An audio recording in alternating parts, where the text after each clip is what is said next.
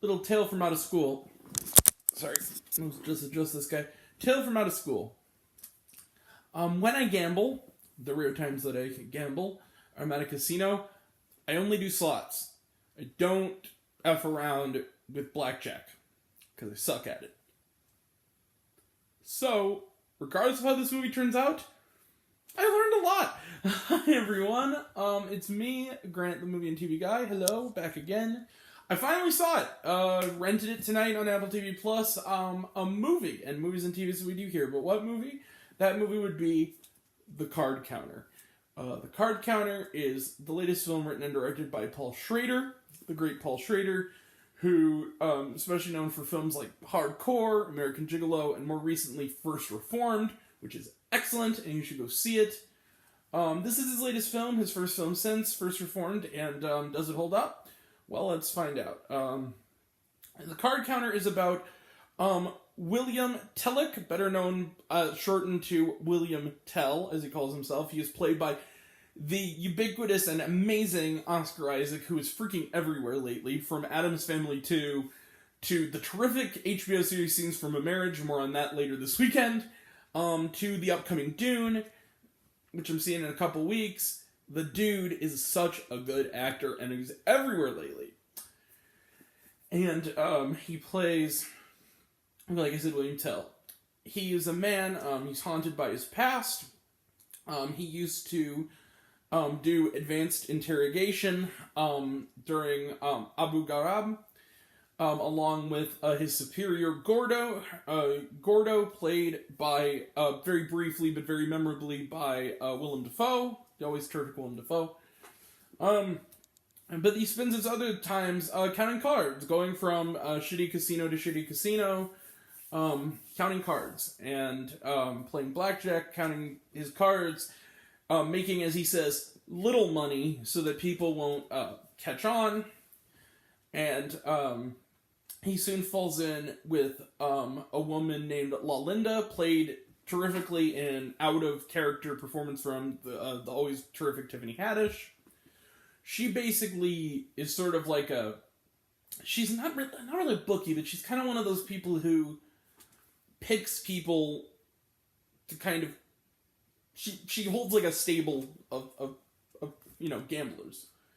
And they soon form a pseudo-romance. He also finds a mentee to his mentor, who has maybe an ulterior motive, a fellow named Kirk, with a C, played in, I think, his best performance since 2013's Mud by Ty Sheridan. Turns out he also has some demons related to his father's time involvement with Abu Ghraib as well. But he doesn't want to hurt William. He does want to hurt Gordo, however, and but what does he want? Does he want revenge? Or does he want a father figure in Bill Tell, and will Bill Tell be him? And why hasn't he called his mother? And why did he drop out of school? And why doesn't he have his shit together? So, along with all these elements, he goes day to day, and that's pretty much the plot. I mean, it's not really, it's his bond with this kid, and his bond with Tiffany Haddish, and everything in between. I'm going to come around with this. Card Counter's great. I'm really glad I saw it. I watched it on Apple TV tonight. I rented it for a pretty steep price, but I'm happy I did. I really, really, really, really love Oscar Isaac. Some people think that Tiffany Haddish is miscast in this. I think she's excellent in this. I don't have those same. She's kind of the spark of life. She's kind of in this movie, because it is a very downbeat movie. Her presence reminds me a little bit of one of my favorite films from last year, Miranda July's Kajillionaire. The Gina Rodriguez character, where you have these kind of monotone characters. You kind of need the bubbly outsider of this world who kind of comes in and sort of sparks the protagonist. Tiffany Haddish is great in that role. Ty Sheridan is quite good, and he's a part of probably the best scene in the film. I won't say what it is. It involves him and Oscar Isaac in a hotel room. That's all I'm going to say. The final shot of this is beautiful. It's beautifully shot. There's some original music that is amazing. Like the songs, that has this real ambiance to it. But the reason for this movie, and the reason it is so good, comes down to two big factors. Paul Schrader's writing and direction, especially his script, and Oscar freaking Isaac. This guy. This is such a hard character to play that you have any sympathy for. This is a guy who can't go to a hotel room without wrapping everything around him with this wire and this sheet. He has this he's almost obsessive compulsive in the way that the memory of what he did haunts him to the point where he's very regimented. But the thing I think this movie is, it's not a thriller. The trailers are really marketing this film heavily, and the audience score kind of showing the disappointment on some people, as some kind of slick ocean-style heist thriller. It's not. This is not a thriller, really. It's a character piece that becomes a thriller a little bit at the end. But for the most part, it's more of a character study of this man's soul and how he lost it. It's really, really well done. The love story works relatively well. I really loved the stuff with Ty Sheridan's character. I thought he had layers that I wasn't expecting.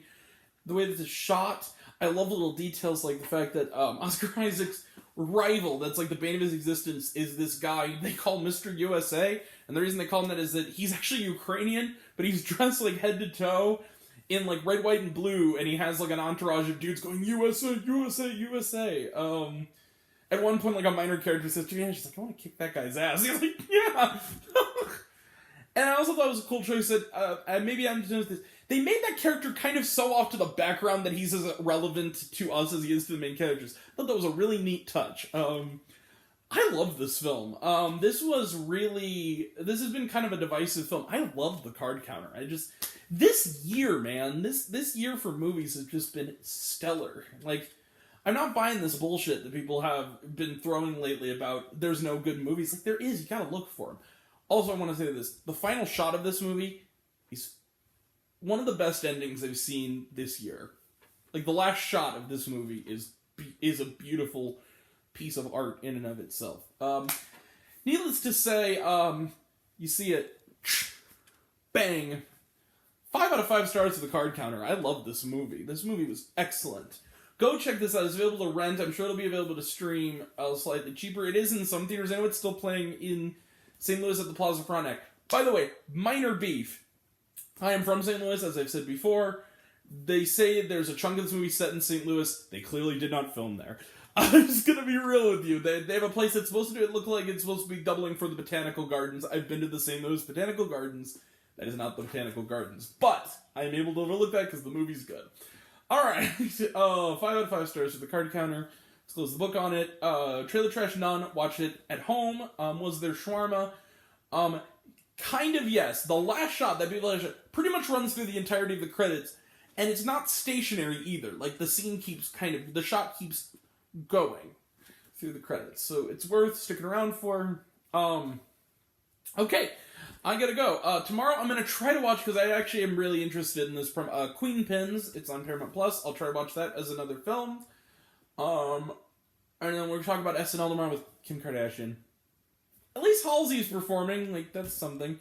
Oh, and also maybe later tonight we'll talk about What If Season 1. We will this weekend at some point. We'll talk about Scenes from a Marriage movie review, because it's a 5-hour movie as far as I'm concerned. When that completes, after I watch the final episode, we'll talk about it. And then next week we got Halloween Kills. Thursday night we have You Season 3. I might go to that screening thing they're going to do of the first episode of the new season on Tuesday, I think. They're going to do on Instagram or something. I might check that out. Definitely going to check out the season. Sometime next weekend or early the following week, we'll be checking out The Last Duel. Friday the 22nd, we got Dune. I'm also planning that we're going to see Ron's Gone Wrong, and God willing, The French Dispatch, if it opens, in my town. On October 28th, once I get tickets, I'm going to be seeing Last Night in Soho. I can't wait. It's my most anticipated film of the year. And also, we are going to try to talk about Antlers and Paranormal Activity Next of Kin, and we're going to keep our stuff going on Letterboxd, and that'll all be next time. And until next time, I'm Grant, the movie and TV guy. I see it all, and I'm happy to share it with you. I love you all. I appreciate you all. I love all classes minister. I love 50,000. Be kind to one another. If you like this video, give it a like if you want to. Give it a subscribe if you want to. click that bell. I don't know what it does, but that's what you're supposed to do, or so I've been told. Also, if you want to find me elsewhere, lists, reviews, other happy stuff, including my 31 movies of Halloween, you can check me out on letterboxd.com at Grant the Movie and TV Guy, and see some more stuff if you wanna, and go watch the card counter. It's excellent, and thank you all. Take care. Bye. See you soon.